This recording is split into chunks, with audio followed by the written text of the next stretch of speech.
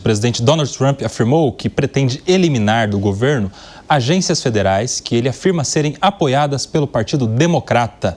Quem tem todos os detalhes é o nosso correspondente da Jovem Pan nos Estados Unidos, Eliseu Caetano, chegando com muito mais informação. Boa tarde, Eliseu. Oi, Nelson. Muito boa tarde para você, para os nossos amigos debatedores e para todo mundo que acompanha o 3 em 1. A gente fala ao vivo direto dos Estados Unidos, porque estamos acompanhando de perto, em loco, do segundo dia de shutdown, da paralisação parcial do governo federal dos Estados Unidos. Mais de 900 mil servidores públicos estão, neste momento, afastados de seus cargos, de seus postos, de seus serviços. E há uma expectativa muito grande, Nelson, que, infelizmente, parte desse grupo nem volte ao trabalho. Tudo porque a administração Trump emitiu hoje um memorando para as agências que já afastaram funcionários para começar a fazer uma lista de funcionários que sequer voltarão, que serão demitidos. E como tudo que está ruim pode piorar, pelo menos aqui nos Estados Unidos, esse me parece ser um lema. A administração Trump garante que agora vai atrás de funcionários e de agências que estejam mancomunados com os democratas para tornar essa situação ainda pior, viu? E o governo dos Estados Unidos pode, portanto, bloquear pelo menos cerca de 15 bilhões de dólares que seriam enviados às cidades progressistas em meio a essa crise orçamentária. Esses recursos bloqueados incluem aí 9 bilhões que seriam utilizados para infraestrutura urbana, como, por exemplo, transporte público, saneamento, obras de revitalizações em metrópoles que são tradicionalmente controladas por partidos progressistas. E os outros 6 bilhões de dólares para programas de habitação, de energia limpa também em estados governados pela oposição.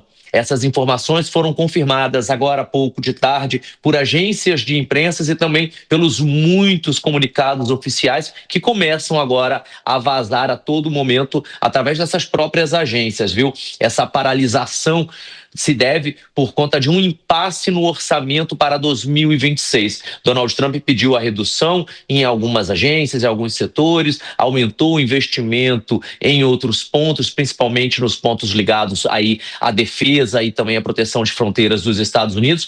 Mas os democratas não concordaram e não chegaram a uma definição em conjunto. E por isso, desde a última quarta-feira, da meia-noite e 1 minuto de quarta-feira, o país encontra-se parcialmente paralisado.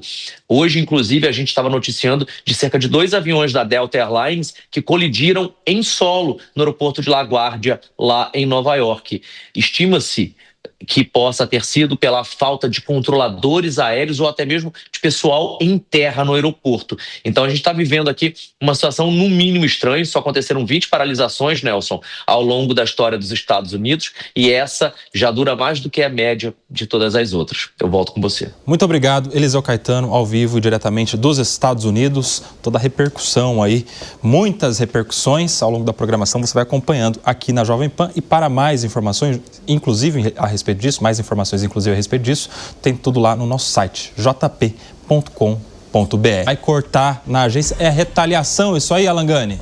Olha, pode ser retaliação um instrumento de pressão para resolver logo o impasse, né? Esse é o estilo de Donald Trump, ele faz esse tipo de ameaça, depois ele acaba recuando. Agora, de qualquer maneira, cabe uma reflexão que muitas dessas agências são inchadas também, né? Cabide de emprego, muitas atuam de maneira ideológica. A gente viu com a USAID, né? Um caso ali, atuando em outros países para promover pauta ideológica ou uma narrativa geopolítica favorável aos Estados Unidos. Então também é questionável o papel de algumas dessas agências, pelo menos enxugar os quadros. Agora, de qualquer maneira, essa situação, o Koba, tem que resolver logo, né? Esse impasse orçamentário, porque isso traz prejuízos à economia norte-americana. Só para você ter uma ideia, amanhã sai dado do payroll, que é um dos dados mais importantes dos Estados Unidos e eu diria do mundo, né? Porque influencia a política de juros por lá. Se influencia a política de juros por lá, influencia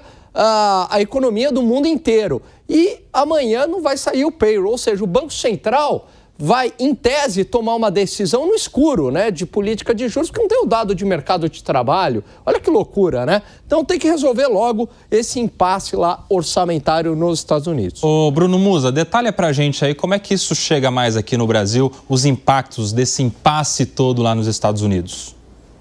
Bom, vamos lá. Como a gente mencionou ontem, foi o 15º shutdown que acontece desde 1981, né? A gente viu alguns acontecendo no governo de Bill Clinton, o primeiro lá atrás no governo Ford, Jimmy Carter, tiveram 5 também. Enfim, isso foi antes de 81 e depois de 81 foram 15 deles, inclusive no primeiro governo Trump também teve outro, que se não me engano foi o mais longo, 35 dias de paralisação.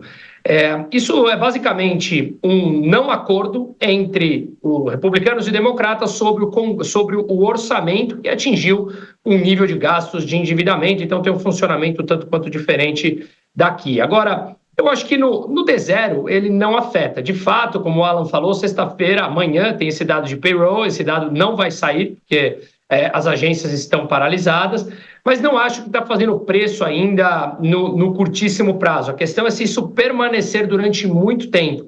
De novo, estamos falando de 15 desde 81, mais recente agora no governo Trump, depois tivemos, acho que no governo Obama. Então, isso é meio que recorrente nos Estados Unidos. Bate na trave, eles chegam num acordo ali em alguns dias após a paralisação. Esperemos que siga nesse ponto, mas aqui... Inclusive, algo mais aprofundado que eu fiz um vídeo lá no meu canal hoje sobre isso, que tem dois pontos que eu considero importante aqui, já passo a bola. O primeiro imaginemos que eles cheguem num acordo. Chegar num acordo significa que eles vão poder gastar mais. Os Estados Unidos está com uma dívida de 37 trilhões e 200, mais de 127% do PIB, um recorde, obviamente, histórico. E eles estão, eu expliquei detalhadamente ontem, tentando reprecificar a quantidade de ouro que o Federal Reserve, o Banco Central Americano, tem sob sua custódia. Hoje, o Banco Central marca pelo valor que a lei americana manda, $44,22 por onça Troy de ouro. Isso significa que eles têm 11 bilhões, só que se pega em valor de mercado, quase $4 mil a onça Troy, significa que eles têm mais de 1 trilhão. Se eles gastam mais, se eles marcam a mercado esse valor do ouro, significa que o Tesouro poderá vender novamente esses certificados de ouro e injetar esse $1 trilhão na economia, seja para pagar a sua dívida ou para não mais emitir dívida. Significa que o déficit continuará crescendo. Mais injeção de moeda, mais desvalorização do dólar, que é o que Donald Trump falou que queria lá no começo do seu mandato. Só que isso impacta, como muito bem o Alan falou, impacta todas as outras moedas no mundo emergente. Então, talvez em D0, D1, D2, essa mudança ela seja imperceptível aqui no Brasil. Mas se isso se prolongar por mais tempo, e talvez agora o Trump esteja mais firme nisso, cortar funcionários públicos, cortar dinheiro dos próprios democratas, aí sim, isso pode continuar afetando e transbordar aqui para o Brasil também, para os outros países emergentes.